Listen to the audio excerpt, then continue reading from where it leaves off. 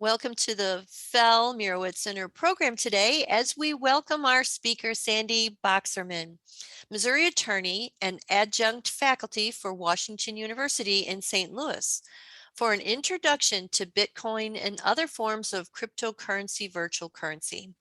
Sandy is a part of a team at Sokol that is nationally recognized and includes attorneys and paralegals with expertise across many practice areas impacted by cryptocurrency. Today, we're going to talk about who invented Bitcoin, how it works, how it relates to other cryptocurrencies, and any other Bitcoin-related topics that are on your mind. Please welcome Sandy Boxerman. Okay, thank you for having me. Phyllis, I see you clapping, even though you're muted, so I don't hear you clapping. I actually recognize a few names out here. I can see about 20 of you at a time, which I don't think is the whole group. So Judy's in charge of monitoring what's going on in TV land out there, as they used to say. Thank you very much for having me. I'm going to supplement the introduction a little bit. As Judy said, I am an attorney in Missouri. I'm in Clayton at Cape Sokol. I've been at that firm. We helped. I was one of the founders. We started it April 1st of 2001. So April Fool's Day, which is fitting in a way, I suppose. And we've been at it 21 years. I've been practicing over 30 years. And my primary practice areas are what's called tax controversy, any kind of fight with the IRS, an audit or a criminal case, as well as white collar criminal defense. I did not set out to do cryptocurrency. The way it happened kind of accidentally. In maybe 2015 or so, I got a call from a lawyer out of town.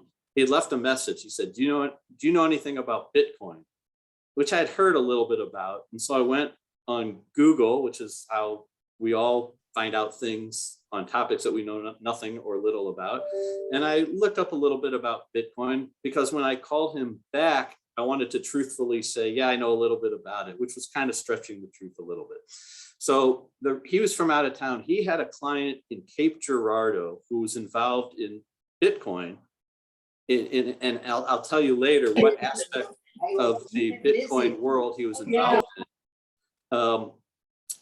And he was being looked at by the Missouri Secretary of State's office, which, believe it or not, the Missouri Secretary of State's office has a division which regulates the issuance of securities like stocks and bonds in Missouri. You would never think that that would be part of the Missouri Secretary of State's office, but it is.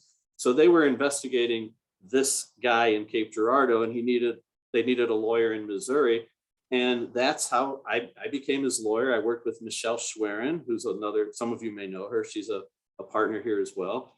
And we helped our client get through this investigation. I'm very proud to say that he was absolutely not doing anything wrong, which is not always the case with some of our clients. Sometimes it is, but sometimes it's not.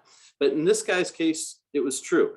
He was complying with the law, and we helped him get through the investigation, at the conclusion of which the state agreed that he was not doing anything wrong, and they closed their file. But that's how our firm first got involved in Bitcoin. We had to learn a little bit about it for purposes of that representation, and we found it really interesting. It fit really nicely with other areas of practice that we did. The white collar criminal area, there were some overlaps, which I'll try and get into later. It definitely overlaps the tax area. And I don't know, I could spend the whole time talking about tax and Bitcoin, but I doubt that anyone on this call really wants me to do that. But if you do, let me know. If you have questions as we go, we don't have to save them all to the end necessarily. You can somehow make Judy aware of them, usually through the chat, I think is one way to do it. Raise their hand. Yeah, raise their hand or raise the computer hand, and I will help out with the questions. All right. So anyway, I've used the word Bitcoin, and I really wish we were in a room, because I would ask for a show of hands, but as I said, I can only see about half the group, but maybe I'll ask for a show of hands. How many people know something about Bitcoin? All right, I see some hands going. I see some hands wavering. All right. Do we have it? All right. Let me ask this. do we have anybody who believes they're an expert at it? Because if they are, I'm going to have Judy hand the screen over to you, and you're going to take over. Okay. No I don't hands. see no hands, but we have some people who know something about it. How about, let's take the other extreme. Anybody not know anything about it at all, really? Okay, good. So I'm going to play more to that group, but if those of you who know something about it have questions, think I elaborate, think I'm misspeaking, I'm always happy to be corrected if you think I've said something wrong. I don't pretend to know everything. As you figured out by now, I'm a lawyer. I'm not a computer person. I'm not a technical person. I'm not going to tell you about the zeros and the ones and the bits and the bytes because I don't know. There are people who do know, and I enjoy talking to those people up to a point. After we reach a point where I can't understand what they're saying anymore, but up to a point, I will say this. I started going in 2016 to a Bitcoin meetup group in the St. Louis area. So there are these meetup groups on all sorts of topics in every city. And I don't know how I even found this Bitcoin meetup group, but I did. And the first couple meetings I went to, I was one of 6 people. There were 5 software developers and me.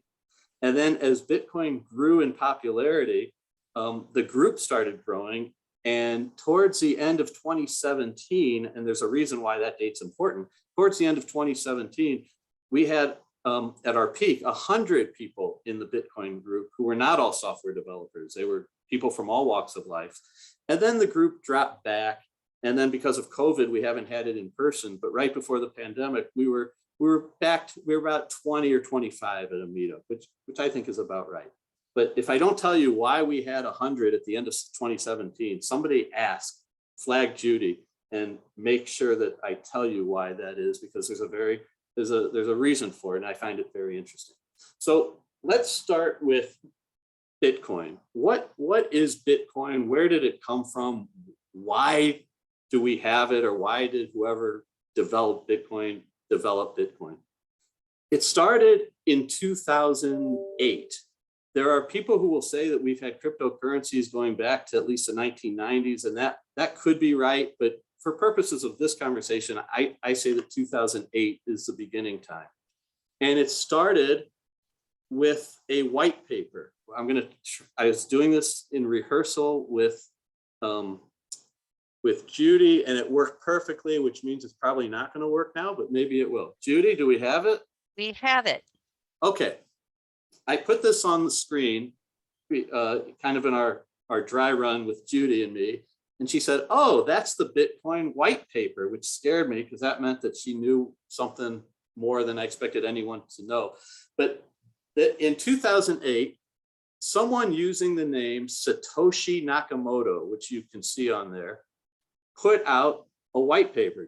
And many of you probably from business know the term white paper. It's a term used to describe when someone has a new concept, a new idea, in the computer space or the crypto space, we might say a new platform. They want to publicize, they want to tell people about, they'll write down their idea on a document which is called a white paper. And this, what you have on your screen, is the Bitcoin white paper that started Bitcoin in 2008.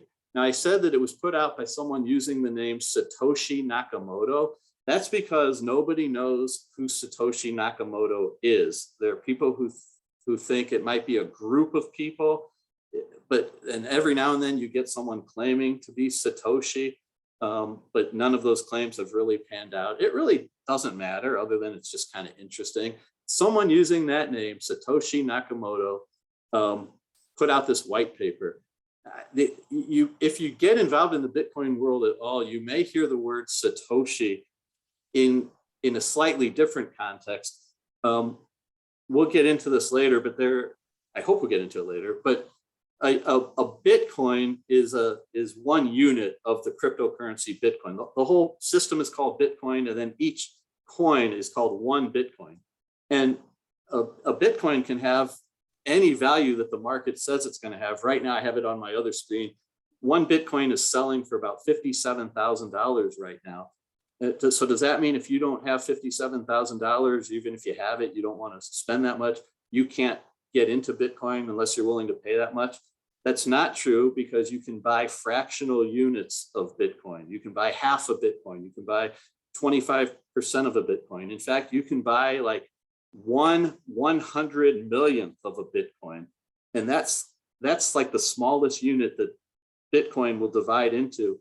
And that unit, 1/100 millionth of a Bitcoin, is called a Satoshi in honor of Satoshi Nakamoto. So if you hear people talking about a Satoshi, they're talking about 1/100 millionth of a Bitcoin. And another expression sometimes you hear in the Bitcoin world, especially if you go on Twitter and you start following people who are really active in Bitcoin and other cryptocurrencies, it's called crypto Twitter. People, an expression has come to use called stacking sats, S-A-T-S. And it's simply a shorthand for people who are trying to accumulate Bitcoin because they think that even though it's $57,000 now, it's going to be much higher down the road. And so they want to stack sats. They want to save Bitcoin and accumulate it so that it will grow in value and they'll be very, very rich. Is that going to happen? I have no idea. But anyway, let's get back to the white paper. So Satoshi puts out this white paper, and you have to really start with the problem. There was a problem or an issue that Satoshi was trying to solve. And the issue was, how can one person transfer value to another person? And you might think, well, that's not hard. If they're in the same place, they can hand each other cash. All right, the ability to do that is limited. We know we shouldn't send cash through the mail. Everyone always tells us that. We can write checks. We can use banks and do wire transfers. But the goal of Satoshi was, yeah, other than just being in the same room and handing cash to one another, all those other things, all those other methods like a check or a wire transfer or Western Union, not that I don't know that anyone does that anymore, sending money by telegram. All those other methods of transferring value require third parties, typically a bank. And Satoshi's goal was, is there a way we can we eliminate the middleman? Can we eliminate the third party? And that was the goal of Bitcoin.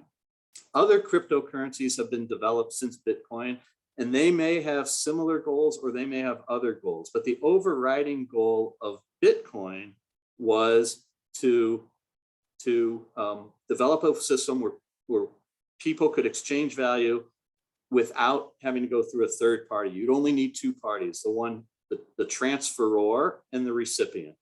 That was the goal. And the way that Satoshi did this was by writing a computer program, the Bitcoin program.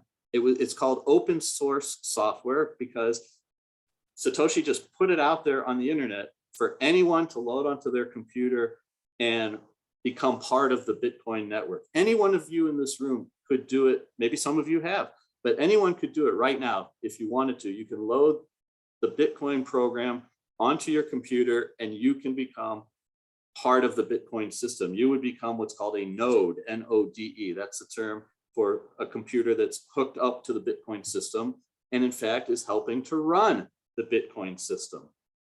You could do this. And so he put out this computer program, and what it really depends upon, here are the problems, or here are the two problems that the overriding problem was, how do I transfer value from person to person without a third party? But this sort of the sub issues that creates are, well, we can do this all by computer, we can do this all by software, and we can create this cryptocurrency literally out of thin air. People say, where did Bitcoin came from? It's generated, it's all virtual, it's all computerized. There's no physical unit that you can hold that's a Bitcoin. Sometimes as a joke or for fun, people will print up a coin, or not print, but will make a physical coin and put the Bitcoin symbol on it, which is a B with two lines through it, kind of like the cash symbol, but it's a B. And they'll say, but that's not a Bitcoin. So if anyone gives you that and says, you now have a Bitcoin, unfortunately you don't. You only have a Bitcoin if you have a public key and a private key, which again, we will talk about that. So the problem is if you have all this electronic money that you've created and one person says, I'll transfer it to you in exchange for a car, you sell me a car and I'll give you Bitcoin, which Tesla was actually doing for a while.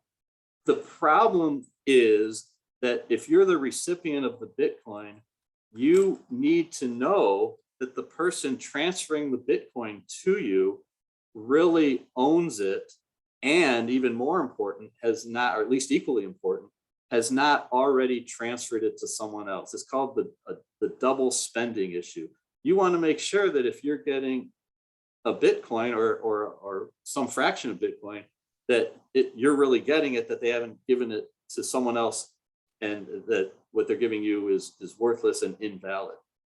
So this is going to be hard to explain because I'm not a computer person, so I don't understand it at a computer level. But the way that Satoshi chose to solve those two problems is through something called, I'm probably not even pronouncing it, cryptography. It's like, well, we've all heard the word, I think, encrypted. Like when you send, sometimes you get email messages that are encrypted, which means they require a password or a code, or sometimes even someone has to call you on your phone, and then you have to put another code in. That all has to do with encryption. It's a way to make it secret, and to make it so that people can't just do transactions without some verification. I'd say the word verification is even more important than encryption. It's just that it's called cryptocurrency. So I wanted you to have a sense as to where that came from. So what's going on? The way this works is that every time someone transfers Bitcoin to someone else, that transaction is recorded on the Bitcoin network. It's public. Now, there are no names on there, so a lot of people think it's anonymous. Anonymous is not exactly right. The word that's usually used is I can't ever pronounce it, pseudonymous, I think, like pseudonym, pseudonymous. So every single transaction, from the very first transaction in 2008 or 9 to the transaction that's occurring even while we speak, they're all listed and publicly available for anyone who can access the Bitcoin network, which theoretically is anyone, and it really is anyone if you know how to do it. It's not a secret how to do it. You just need a little technical expertise. But every single transaction is posted on the Bitcoin network from the beginning to the end. The term that has come to be used, which I don't think is technically the best term, but it's a term that is used, and if you try and use a different term, no one will know what you're talking about, is the list of all Bitcoin transactions is called the Bitcoin ledger. Of course, ledger is an accounting term, and I'm an accounting major, and I think journal would have been a better term than ledger. And any of you who are accountants or have some accounting knowledge can understand why, because the journal is really the book where you list a transaction. A ledger is where you take selected transactions and organize them in certain ways. And the Bitcoin, what they call the Bitcoin ledger, is really not a ledger, but that's what everyone calls it. So it's the Bitcoin ledger, and it's referred to as a distributed ledger. And the word distributed simply is conveying that it's put out in the internet world for anyone who chooses to connect to the Bitcoin network to look at. Okay, so that's the first step in understanding how Bitcoin works, is to understand that every transaction from the beginning of time, with time starting in 2009, is on this ledger. Okay, so now if I'm going to transfer Bitcoin to Judy, I propose a transaction, because every Bitcoin transaction that's on that ledger, it started out not as a executed transaction, but as a proposed transaction. So when someone wants to transfer Bitcoin to someone else, they publish on the Bitcoin network that they propose to transfer. When I say they use a location that's it can be referred to by various names. Sometimes the term is wallet, which is a little misleading technically, but it's okay. It's a way that Bitcoin credentials are held, that the means necessary to transfer a Bitcoin are gathered electronically in something that's come to be called as a wallet. Another term is a public key. That's almost like an email address. Public key is a series, it's nothing more than a series of letters and numbers that is describing, and it's unique, but it's describing, if you want to use the word location, it's describing a place virtually where a certain amount of Bitcoin is held in the public key or in the wallet. And then if someone who is the holder of that public key wants to transfer it, they need to use something called a private key, which you can think of as very similar to a password. If you have your email account, your address, but to actually access your email, you need a password. So the private key is the most important part of the security of Bitcoin. And so if I propose to transfer some Bitcoin to Judy, I will put that proposed transaction on the Bitcoin network. And then what will happen is those computers that are hooked up to the Bitcoin network and choose to engage in this process will then go to work. And what they will do, these computers will do, this is amazing from a computational standpoint. What these computers will do is they will look at my proposed transaction and they will, based on the information that's in that proposed transaction, compared to all the prior transactions that have occurred before, they will verify through algorithms and other mathematical methods, they will verify that the Bitcoin which I propose to transfer is in fact held by me and has in fact not been transferred to someone else. And that process, it has another name that some of you may have heard that I hate the name because I think there are better names, but this is the name that has come to be used and we're not going to change it now. That process where all the computers on the Bitcoin network go to work crunching my transaction to make sure it's consistent with all the other transactions is called mining, M-I-N-I-N-G, Bitcoin mining. And I hate that term because mining, we think of mining as like coal miners being below the ground and chipping at the earth and getting coal to come out. And I think a better word for mining would be verifying, because that's what they're really doing. They're verifying the transaction. The reason why mining has come to be used as the term to describe this process is that the first computer, I mean, this is all these computers are talking to each other, and the first computer to believe that it has successfully traced back my proposed transaction to see where the Bitcoin originated from that I'm proposing to transfer, and has kind of told the whole history of this transaction, it will then tell the network, it's like they're competing. All these computers are competing to be the first to solve the problem. And one of the computers will say, I think I've solved it. And they will broadcast to the other computers, I think this is the solution that proves that this Bitcoin can go, it's a valid transaction. And then all the other computers will then check this guy's work. And if 51% of the computer power confirms, yep, this guy's solution is accurate, and he or she or it, the computer, has successfully verified this proposed transaction, they will confirm that. And the miner who solved the problem gets rewarded with Bitcoin. It's just automatically deposited in that person's wallet as a reward for solving the problem, because this verification is what makes the whole system work. These computers that are solving these mathematical problems to verify the transaction, the whole system could not work without them. And so they need to be rewarded. And so in addition to the Bitcoin that's being transferred from me to Judy, that goes forward. But in addition, the miner who solved the problem gets some new Bitcoin created out of thin air by the computer program that started this all. They get this new Bitcoin delivered to their wallet or to their private key. So I've said a lot. Yeah. Sandy, there was someone, Mike, asked, what are Bitcoins used for? And you had gone into some of the usage of Bitcoins between traders, so to speak. I think that's kind of what you're doing. But what would I use? What an everyday person? Maybe that's what Mike may, and maybe Mike could elaborate what his question is.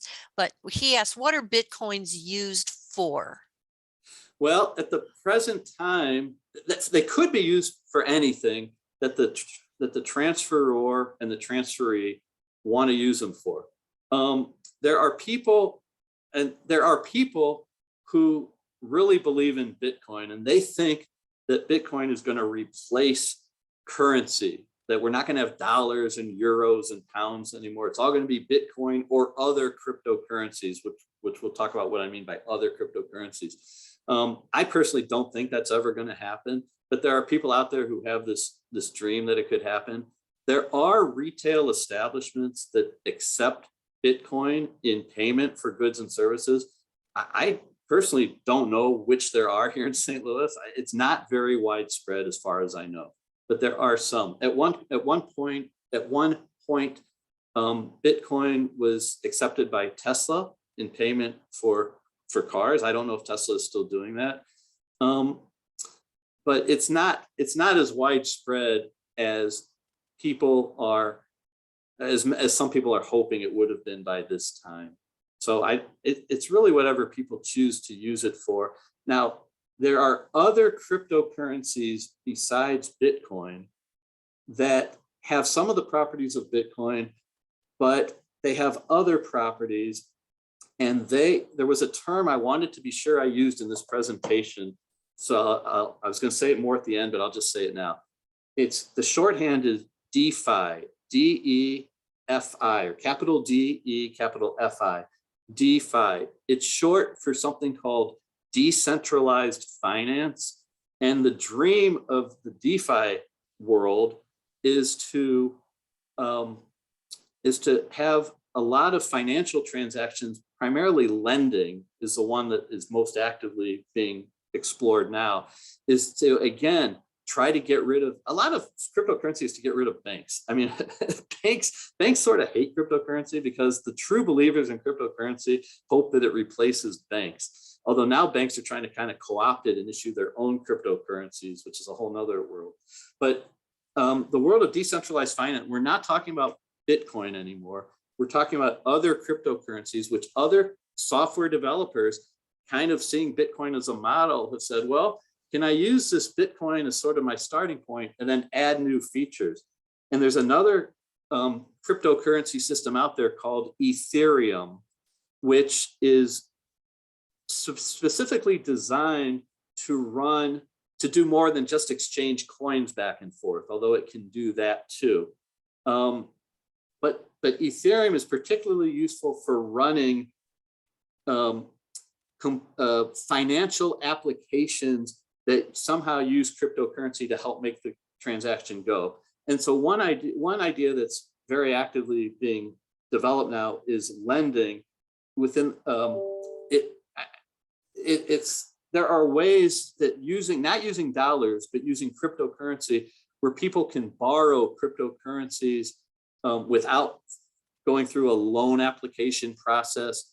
It generally requires you to have other cryptocurrencies which you put up as collateral, and then the whole thing works automatically. It's like a computerized contract, which is another term I wanted to throw out. I don't know if any of you have heard the term smart contract, but again, a dream of people who are into this stuff is to have a lot of financial transactions conducted almost through computer, where you don't need the banks. You just interface with the computer code, and the contract kind of runs itself. It's more, I don't want to use the word dream. It's still at its infancy stages, but that's the goal, is to have cryptocurrency play a key role in decentralized finance. But Bitcoin itself is more just for trading between people. It's a way of exchanging value. And I saw a question. I So told yeah, the Judy, Shulamit asked, she has a question, is Bitcoin a collective noun, or do more Bitcoins get used if someone wants to invest or save Bitcoin? And in addition to that, who issues a Bitcoin? And then we have another okay, question after that. okay, yeah, I saw one flash across the screen about converting to cash, which I don't know if that's the one you were going to ask, but I think it's a good one. That's later. Yeah, this Oh, is, this one was okay. before. Okay. Well, Shulami's question's great. So I'll try and answer, but I'll suggest other questions, which I'll try and answer too. So the term Bitcoin can have multiple meanings. Bitcoin, the word Bitcoin can just refer to the whole system. Like when people talk about, oh, do you use Bitcoin? It means, do you participate in the Bitcoin system? Satoshi invented Bitcoin. Well, he invented the whole protocol, and it all runs off of software. It's nothing more than computer software that people have loaded onto their computers and are now running. So Bitcoin can mean the system that through which this whole thing operates. But a Bitcoin can also mean a one unit of the Bitcoin cryptocurrency. So we can talk about, well, how much did he pay for that? He paid 5 Bitcoins, or he paid 1/2 of a Bitcoin. So I hope that's answering that part of the question. Where do Bitcoins come from, I think was part of it. They are issued, they're created. My wife once asked me, is this stuff just created out of thin air? And the answer is yes. They are created by the computer program. The Bitcoin is set up so that over its life, no more than 21 million Bitcoins will be created. That's the cap. People are interested to see if that works. There's no reason to think it's not going to work. As of now, I believe, I'm looking at a computer screen, according to one source, approximately 19 million of the 21 million Bitcoins have been created and are circulating throughout the Bitcoin system. But they're created, the software, when a miner solves the problem, the Bitcoin system, the computer code rewards the miner, the verifier, with a certain number of Bitcoin. It's gone down over time. It was 25, then 12.5. Every 3 or 4 years, it gets cut in half. Why? Because the computer program says that that's what we're going to do. It's all, a lot of times when kids ask why something is so, and the parents say, because I said so, which is usually not a very satisfying answer. In this Bitcoin world, when someone asks why, very often the answer is because the software says so. And that actually is the correct answer. Why are there only going to be 21 million? Because the software was written that way. The software says there's only going to be 21 million. Why does the miner's reward get cut in half every 3 or 4 years? Because the software says so. So that's actually one where that's a correct answer. Now, what happens when they're not issued anymore? There won't be, if this program works the way it's supposed to, there won't be more Bitcoin created as rewards to the miners. I think the miners are just going to have to charge fees. Like they're going to have to demand a cut of of a certain amount of Bitcoin in order to perform this function and verify transactions. And I've actually asked some people about how that's going to work. And the people I've asked are computer people, and they've tried to explain it to me, but not very successfully. But I think it will work, but we'll have to see exactly how it works when it happens. So I think I covered everything Shula said. Yeah, and then Okay. the next question is Bill Livingston. Can a recipient convert Bitcoins back to cash? Mm-hmm. If not, what would a merchant recipient do with the funds? And then the second question is, how is the value of a Bitcoin set? Okay, those are great questions. Yes, there are various ways to convert, if you are the holder of a Bitcoin, to convert it to cash. There are a number of companies out there called exchanges. The most prominent one, I think, is a company out of San Francisco called Coinbase. And you can open an account on Coinbase and then electronically transfer your Bitcoin to Coinbase, and Coinbase will give you cash. Coinbase will hold your Bitcoin, which I don't think is an optimal way to do it for various reasons. Coinbase is not the only exchange out there, but it is, I think, the largest. There are issues. There are a lot of people who will, in this Bitcoin space, who will swear that you should never go through an exchange, or others who will tell you that that's the only way to go. I personally would think I'd be very careful dealing with exchanges, even Coinbase. Another way to do it is there are these machines called Bitcoin ATMs, like ATM from your bank, but these are Bitcoin ATMs. Let's see where I saw one. I drove over Thanksgiving from Chicago to St. Louis, and I saw one in the gas station where we stopped to get gas. There's one at the Galleria. There's others located throughout the St. Louis area. Now, this generally requires you to have an app on your phone, which is not hard to get. But you can go to this Bitcoin ATM, and you put, the one I'm familiar with, you put dollars in, and it will transfer Bitcoin to you. Again, usually you'll receive it on, you'll hold your phone up. It'll be like a QR code, and you'll hold it up to the screen of this Bitcoin ATM, and the Bitcoin will be transferred to you. I've actually done that, and it has worked. You can go the other way too. You can give it Bitcoin, and it will give you cash subject to limits. So those are the main ways to do it, through an exchange or through a Bitcoin ATM. There are groups on the internet where people will offer to do it in person for you, and you really kind of want to know the person that you're dealing with. I'd only want to do it in a public place, for safety purposes. But some people who were willing to help criminals launder the proceeds of their crime by converting it to Bitcoin, they would advertise. I forgot the name of the website. If someone says it, it'll come to me. But they will advertise that they're happy to perform the service. And then there were a lot of undercover. There have people been prosecuted for helping criminals launder criminal proceeds through transferring it to Bitcoin. And the way they've been detected is people posing as the criminals were actually police officers and law enforcement, and they've been busted that way. So there's a number of ways to do it. There are.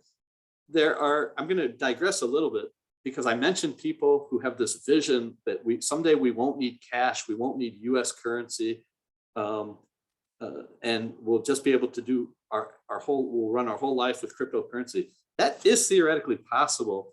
So if that ever happened, you might not ever need to convert it to cash, but we're not at that point. And so a lot of people who are sort of think they're anti-cryptocurrency because they think it's this big secret system that can be used to detect to evade law enforcement. That might be true if you could live your whole life using nothing but cryptocurrency. But because we're not at that point, there are something called on-ramps and off-ramps, and which is nothing more than just converting your Bitcoin to currency and to real currency and your currency to Bitcoin. And that's where records are kept. That's where law enforcement can find out who's involved in this space. There was some not too long ago, I think within the past year or two, there was something called a ransomware attack, which many of you have probably heard of, where bad guys, and they're all over the world, but like in places like Kazakhstan and Uzbekistan, they somehow get into a company computer system. They've gotten into the computer systems of police departments, and they disable the computer system, and they say, oh, we'll be happy to give you your computer system back, but you have to pay a ransom. And we want you to pay that ransom in Bitcoin. Because even though every Bitcoin transaction is listed, there are no names or street addresses. So there's perceived anonymity. There was a company called Colonial Pipeline that was the victim of a ransomware attack. And because they reported it quickly to law enforcement, I don't know the mechanics. I don't know that the mechanics are really public. I think a lot of it's still confidential. But the law enforcement was able to trace what happened to the Bitcoin that Colonial Pipeline paid as the ransom to get its computer system back.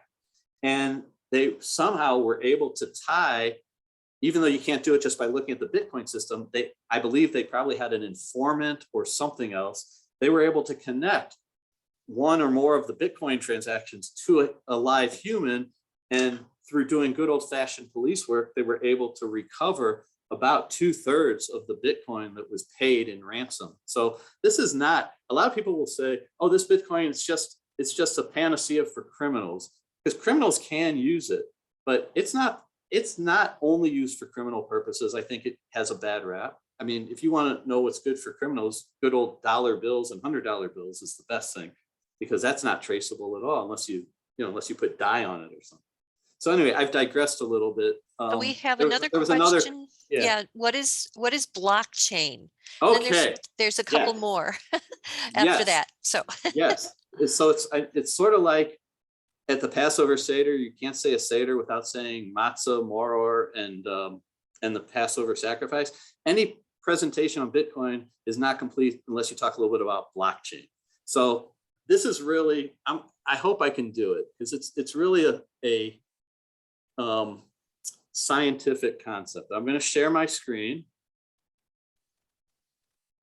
All right, I don't know how visible that is, but you have a bunch of boxes, kind of blue and yellow boxes. yeah, they're very small though. It's right. barely visible. So let's see if you there's can a way, if I can make this bigger. Let's see.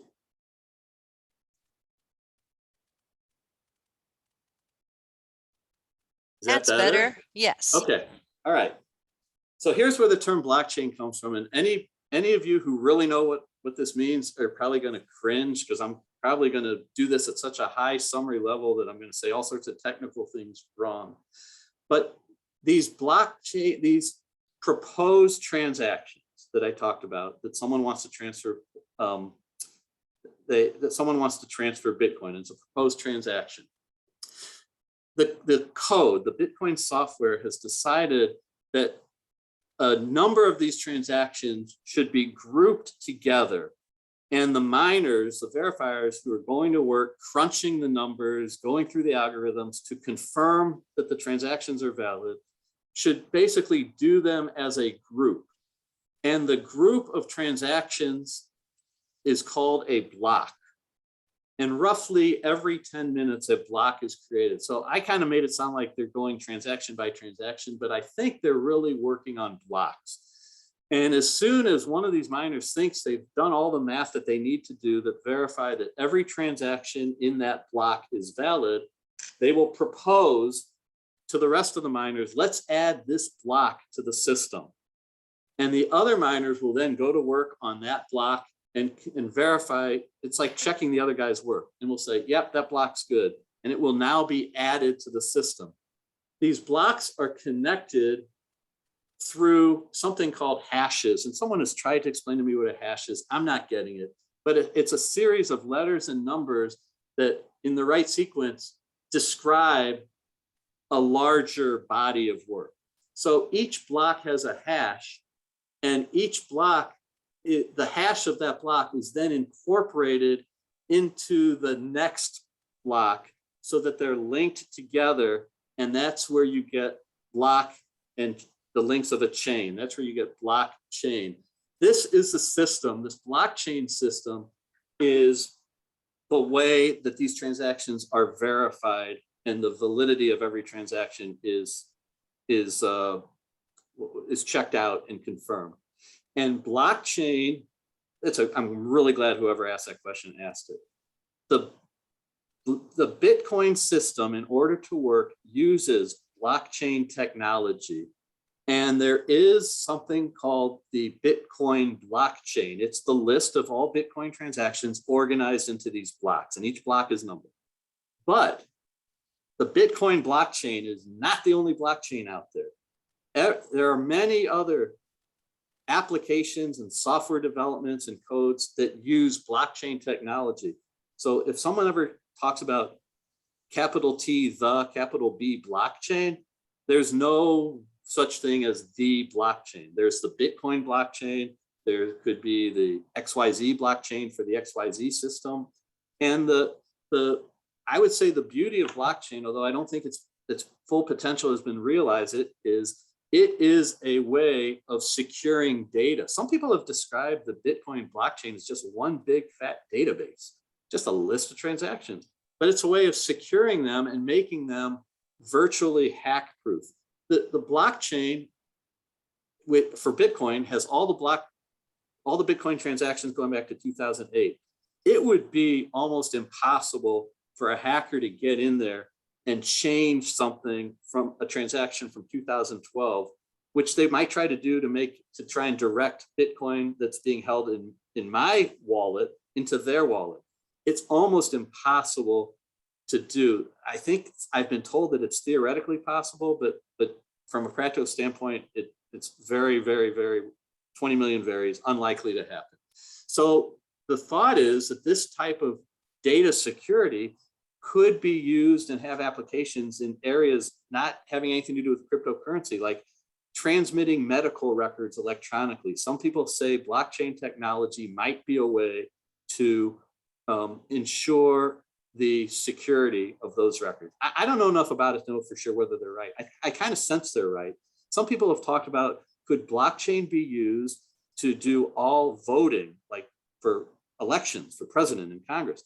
Could all voting be done at home through computer and secured by a blockchain? Some people have speculated that. There are others who poo-poo the idea. I don't know enough about it to have an opinion. Other people have said that real estate records, when you sell your house, you have a deed, and then you go to if you're in the St. Louis County, you go to Clayton and you record the deed with the county recorder of deeds.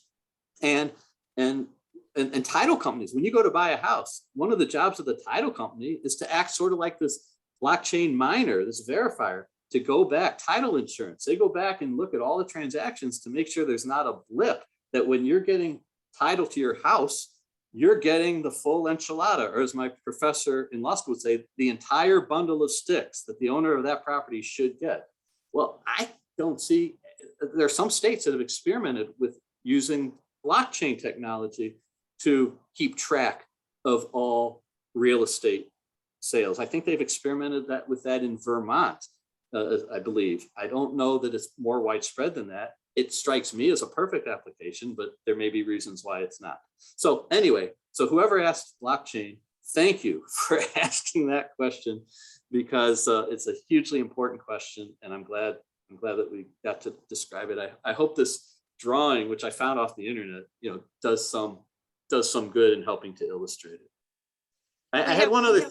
Go ahead. We have quite a few. We have quite a few more questions. Okay, let's just do the questions then. That's great. So yeah, let me see. Let me go to the next one.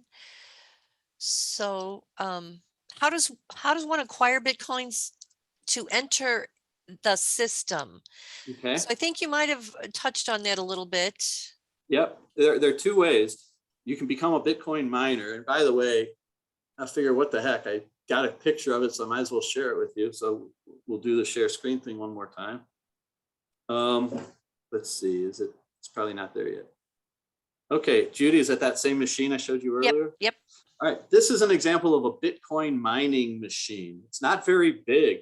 You could try and do it just with your own PC, but it takes so much computing power that it's better to have a machine that's dedicated to it.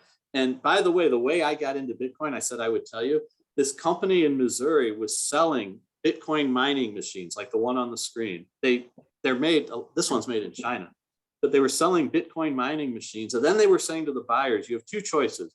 We'll ship you your mining machine. You can plug it in and hook it up and start doing it yourself. Or for a monthly fee, we will keep it in our warehouse in Cape Girardeau, Missouri, and let it operate there. And then we'll pay the electricity cost, because it uses a lot of electricity, and power in Cape Girardeau was very cheap at that time. It may still be, I don't know.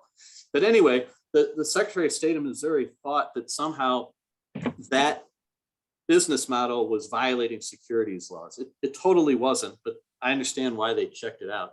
But that's a Bitcoin mining machine. So I wanted to show you what we're talking about, what it looked like.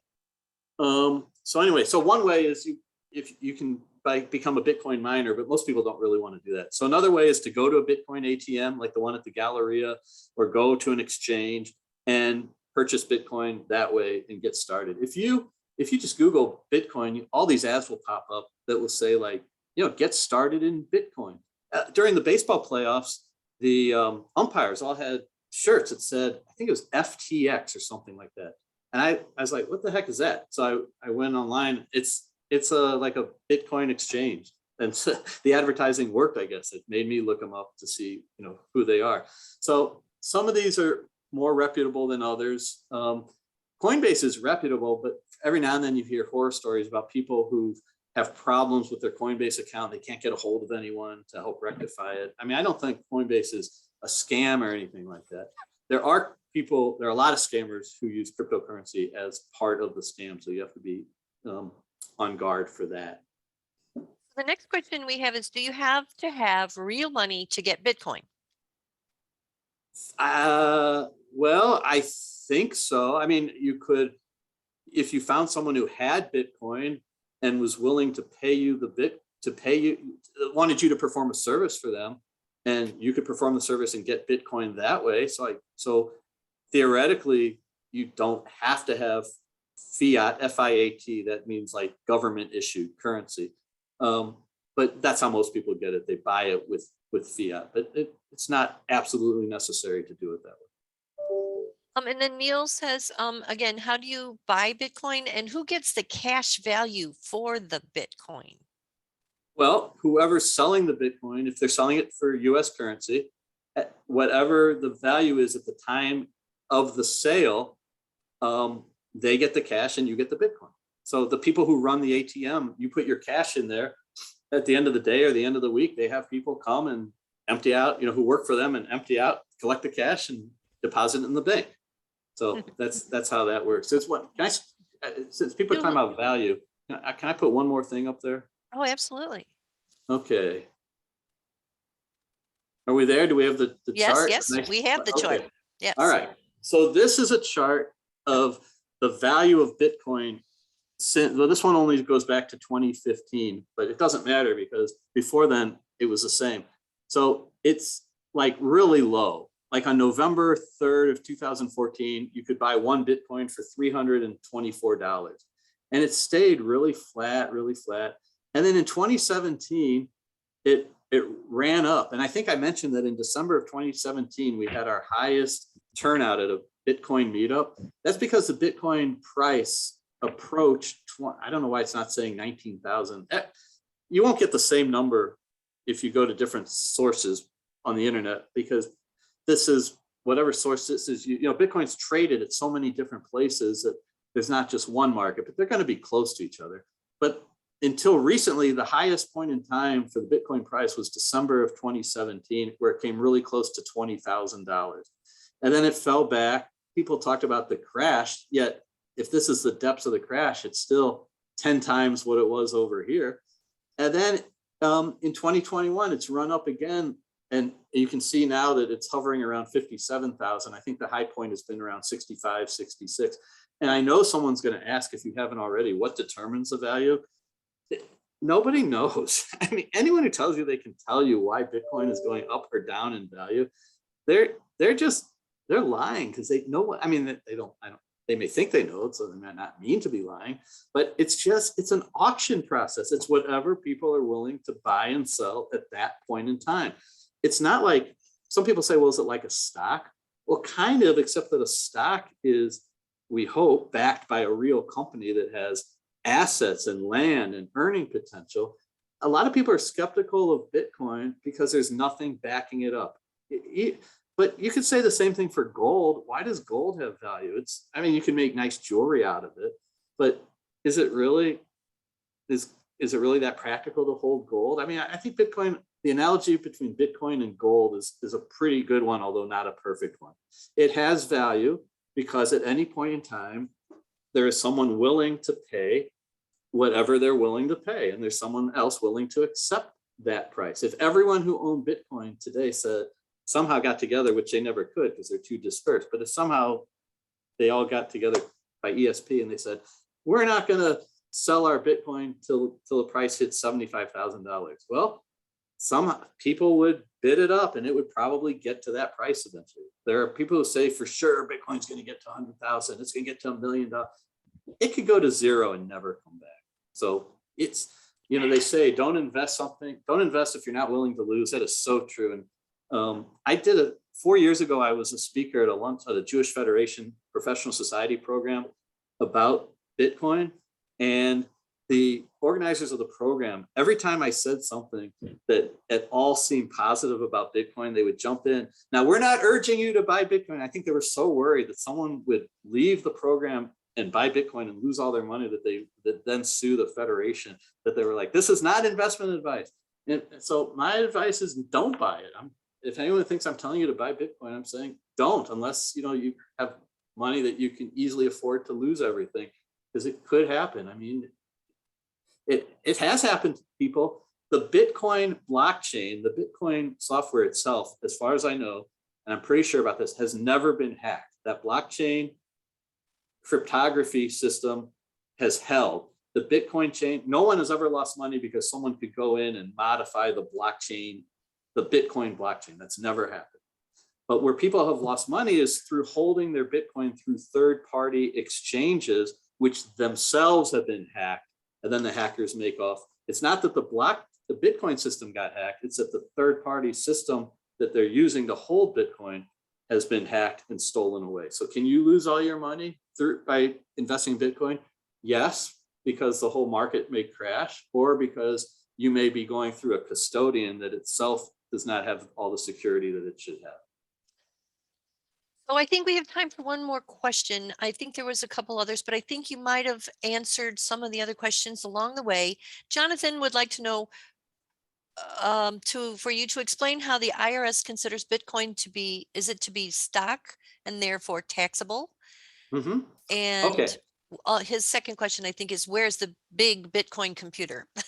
I'll answer the second one first. There is no big Bitcoin computer. Bitcoin, it's software. It's a computer program that resides on every single computer that is chosen to download it onto that computer. And it can never be changed unless 51% of the computing power agreed to a change. And then that would create something called a fork, which you may have heard in cryptocurrency. It causes a change, the chain that I had on the screen before. If it forks, that means a certain number of people are choosing to use the old protocol, so the transactions go off in that direction. And some people may choose to use the new protocols, so it goes off in that direction. And the nice thing is, there have been a number of forks on the Bitcoin blockchain. And when that happens, a new cryptocurrency is created. And sometimes it has some value. It's almost like getting a stock dividend or a stock split, although that analogy is not perfect either. But the IRS question, in 2014, the IRS declared that Bitcoin is property. So it's not treated like currency, it's treated like property. Stock is a type of property, but that doesn't mean it's Bitcoin in all respects is treated as stock. So for most people, Bitcoin and other cryptocurrency is a capital asset. For others, it can be inventory if you deal in Bitcoin, but for most people, it's a capital asset. So that means when you acquire Bitcoin, you should keep really good records as to the date you got it and how much you paid for it. And then when you dispose of the Bitcoin, you should keep a record as to the date that happened and how much you got for it. And the difference is a taxable gain. If you disposed of it for more than what you paid for it, you have a gain, and that's taxed like a gain on a share of stock. If you sold it for less than what you paid for it, you have a capital loss, and subject to a whole lot of other rules and conditions that are beyond the scope of this, it may or may not be deductible in full or immediately. There's a whole lot of rules about deducting capital losses, but that's part of the issue that has made Bitcoin, has retarded the development of Bitcoin as something you would use in day-to-day transactions. Because if Starbucks were taking Bitcoin and you went to Starbucks and bought coffee for $6, which I don't know, I don't go to Starbucks, but I assume you can get something for $6, or maybe that's too low. But you get your coffee for $6. In the view of the IRS, what you have done is you have converted your Bitcoin to $6 and then bought coffee with it. The purchase of the coffee is not the taxable transaction. It's the conversion, the assumed conversion of the Bitcoin into the cash that you used to buy the coffee. That's a capital transaction. So could you imagine if you use Bitcoin for all your transactions, every time you went to the grocery store, every time you went to the coffee shop, every time you used it for any purpose, you'd have to say, okay, this Bitcoin that I used today to get $100 worth of value, which Bitcoin was it? When did I acquire? Because maybe you have a lot, you've acquired it in various places. And how much I mean, it's a computational nightmare. There are companies that have created software to try to help people track their Bitcoin for tax purposes. And I've heard that some of it works better than others, but it's a real hassle. And some people in Congress have proposed what are called de minimis exemptions to taxability. For example, transactions under $600 or 200, whatever figure it is. Some members of Congress have proposed that if you buy something with Bitcoin for $200 or less, that's not taxable. But none of those proposals have passed yet. So the IRS is making cryptocurrency transactions a key enforcement area at the present time. There are just so many people that have engaged in Bitcoin, many of whom did not know that it was taxable. Now, the IRS sent out thousands of letters in the past few years to advise people of this. And the excuse that I didn't know is going to become less and less viable as the word gets out. In fact, by watching this presentation, you've now deprived yourself of the ability to tell the IRS you didn't know it was taxable. So sorry about that, everyone.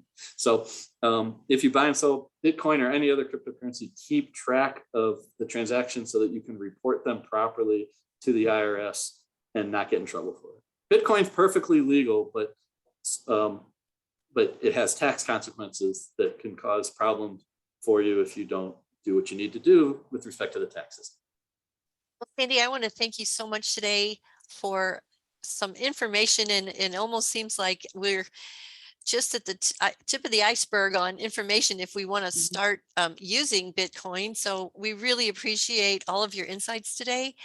And I want to remind everyone that this is recorded today in case you want to review or think about a question and maybe Sandy has answered it, but then also Sandy is available for you to call or email, and I will forward his contact information to in an email to everyone on the program today. So yeah, I'm quite anyone sincere about have that. one last comment or question that we want to really quickly address? I think we're good. I'll just address that offer for the contact information is totally sincere. I'm thrilled to hear from anyone about this stuff. And the chances are the more questions you ask, you'll get to quite a few that I won't be able to answer, but that's okay. There's so much more to know about this for all of us. And it could all fizzle out. I think it's always going to be, I don't think it's going to replace money, but I think it's going to be there along with other forms of value transfer. And you can choose to learn about it or not. I almost think younger generations are, because of the gaming world or that they use that kind of transactional material to, buy points or whatever as well. So I think you're right. It's going to be around for a while. Great. And well, thank you. Judy, thanks for moderating this and helping everything run off so seamlessly. If it had been left to me, it would have been a disaster. So I'm glad you were here to do it. Well, thank you. Thank you so very much for all the information and for speaking with us today. We really appreciate everything you've done for us. So my pleasure. Thank you. Thank you, everyone, for being here, and we will see you next time. Thank you. All right.